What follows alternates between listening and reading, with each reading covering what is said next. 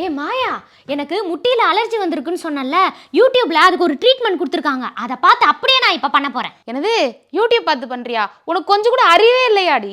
ஏண்டி, யூடியூப் பார்த்து செய்யறதுல அப்படி என்னடி பிரச்சனை? அதுல என்ன சொல்றாங்களோ அப்படியே ஸ்டெப் பை ஸ்டெப்பா செய்ய வேண்டியது தானே? யூடியூப் பார்த்து அப்படியே பண்ணா எல்லாம் சரியாயிடுமா? பின்ன சரியாவாதா?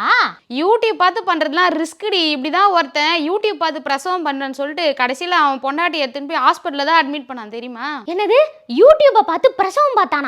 என்னடி சொல்ற? ஈரோட்ல ஒரே காலேஜ்ல படிச்ச பையனும் பொண்ணும் லவ் பண்ணி கல்யாணம் பண்ணிக்கிட்டாங்க.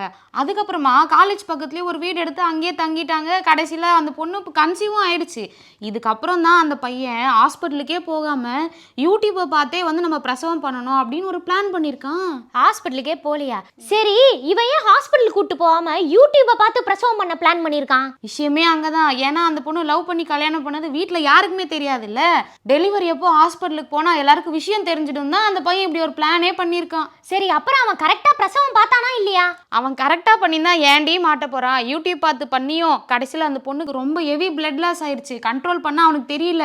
அதுக்கப்புறம் பயந்து போய் எங்க உயிர் போயிட போகுதுன்னு தான் அவன் ஹாஸ்பிட்டலுக்கு எடுத்துன்னு போன அப்புறம் தான் விஷயமே எல்லாருக்கும் தெரியுது. இந்த பையன் இப்படி ஒரு பிளான் பண்ணி கடைசியில் அந்த பொண்ணோட லைஃபை ரிஸ்க்ல வச்சிருக்காங்க. அஜோஜோ, ஒழுங்கா ஃபர்ஸ்டே ஹாஸ்பிட்டல் கூட்டு போயிருந்தா இவ்வளோ பிரச்சனை ஆயிருக்காதுல்ல. அச்சோச்சோ, நான் வேற யூடியூப் பார்த்து ட்ரீட்மெண்ட் பண்ணலான்னு சொன்னனே.